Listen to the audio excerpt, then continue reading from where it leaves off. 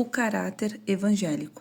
Como a igreja do século XXI se parece com a próspera Laodiceia, nós também criamos um evangelho, entre aspas, de acordo com a nossa cultura, feito sob medida para se ajustar orgulhosamente aos limites do sonho americano. O evangelho antiquado, entre aspas, o qual devemos pregar, foi alterado o suficiente para se adequar a agendas apertadas e a inúmeras diversões. Ao ressaltar certos ensinamentos bíblicos e, o mais importante, negligenciar outros, conseguimos criar um evangelho, entre aspas, totalmente novo, moldado ao nosso estilo de vida. Tragicamente, essa interpretação do cristianismo não exige sacrifícios e nem produz recompensas eternas. O leão de Judá foi anestesiado, teve as garras retiradas e foi domesticado. Em meio a uma vida ocupada, o Todo-Poderoso foi reduzido a um ícone inofensivo, sendo-lhe prestada uma homenagem superficial. Praticamente,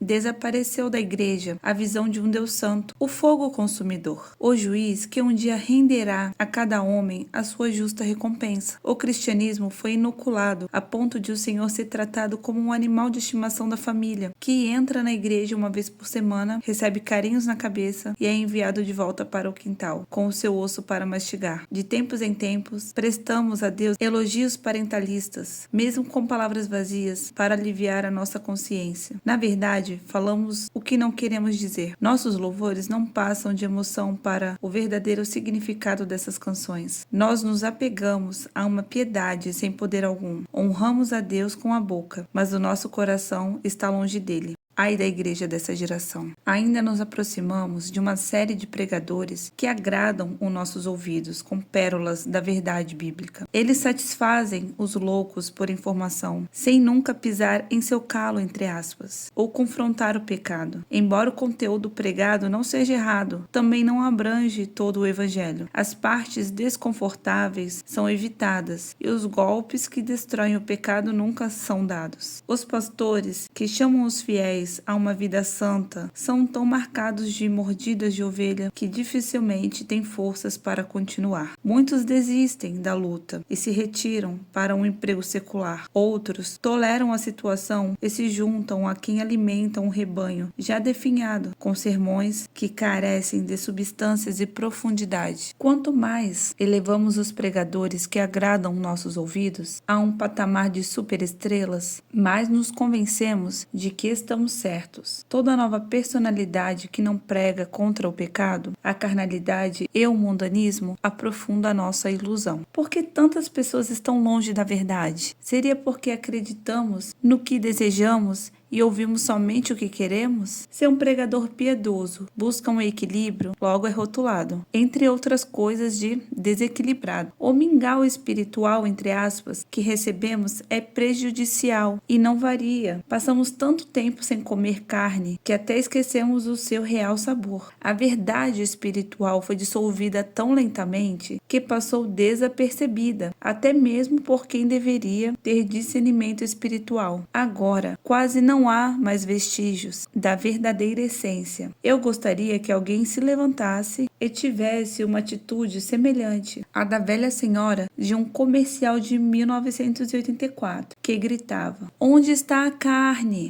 Leonard Ravenhill acertou ao afirmar que a igreja está abaixo do normal há muito tempo, de maneira que, quando ela voltar ao normal, todo mundo o achará anormal. Já o Watchman Nee declarou: quando a temperatura do cristão chegar ao normal, todos acharão que ele está com febre. De fato, nem todo servo de Deus é assim, mas o padrão aceito hoje é o mais baixo. Os cristãos ficaram tão satisfeitos com uma substituição que não têm mais fome do evangelho verdadeiro. Já comeram alimentos de baixa qualidade o suficiente para evitar a fome. Saciados, deixaram de sentir a necessidade de um alimento espiritual de verdade. Eles estão morrendo de fome, mas parecem não se importar. estão mentalmente satisfeitos e não precisam de nada. E quem é o responsável por produzir e comercializar essa comida espiritual de baixa qualidade? Isso mesmo, o diabo, também conhecido como Cosmos, que faz de tudo para impedir os cristãos de reconhecerem a sua necessidade de alimento sólido. A igreja atual passa pela mesma crise de Laodiceia. A prosperidade enfraqueceu a dependência diária de Deus. O questionamento não está em como se ver livre das influências venenosas do mundo, e sim em como usufruir do mundo e ainda assim ir para o céu. Uma senhora evangélica, ativa na igreja há bastante tempo, viveu esse cristianismo, entre aspas, de Laodiceia. Ela deu seu testemunho durante uma reunião de avivamento, da qual participei. Não comentarei a teologia dela, apenas deixarei o seu testemunho falar por si mesmo. Há 22 anos, fui salva, cheia do Espírito Santo e batizada nas águas. Ia a uma igreja plena do Espírito, mas eu e meu marido caímos em uma armadilha religiosa. Íamos para a igreja sempre que as portas estavam abertas e ocupávamos todos os cargos possíveis. Ele coordenava a escola bíblica, éramos diáconos, professores da escola dominical e obreiros do altar. Aconselhávamos as pessoas e ensinávamos na classe de novos convertidos. Cantávamos, adorávamos e fazíamos orações breves. Porém, durante a semana vivíamos do nosso jeito. Pensávamos que o céu nos esperava porque não bebíamos, fumávamos, nem íamos a festas. Caímos na mentira que alimentava a maioria das igrejas hoje. É uma mentira. Não acredite nisso. Estávamos infelizes e decepcionados com o cristianismo. Porém, na verdade, estávamos desapontados com Deus, porque o nosso cristianismo se limitava àquelas práticas. Não havia poder algum. Quando a nossa filha saiu de casa, ficamos arrasados. Conversamos sobre ir a uma reunião de avivamento, embora acreditássemos que esses cultos eram apenas para os não salvos. Pensamos que talvez pudéssemos extrair algum ensinamento desse encontro. Ao chegarmos à igreja, em uma quarta-feira, nós nos sentamos no fundo do santuário. Steve Hill fez um chamado ao altar. Ali sentada, senti como se o meu coração não estivesse batendo. Não havia convicção em mim. Eu estava perdida. Às vezes, nós que estamos na igreja há muito tempo, especialmente na liderança, somos as pessoas mais difíceis de serem alcançadas, pois sequer consideramos essa possibilidade. Realmente nós nos julgamos salvos. Por vezes, é mais fácil pregar para o alcoólatra, porque ele reconhece a própria necessidade. Os religiosos são os verdadeiros cegos, pois não percebem as suas carências. São como os fariseus e seu espírito de hipocrisia. Veja Mateus capítulo 23. Enquanto observava as pessoas indo até o altar, pensei, que coisa boa, que Deus abençoe esses novos irmãos. Fui dormir e na manhã seguinte levantei-me para escovar os dentes. Ali na frente do espelho,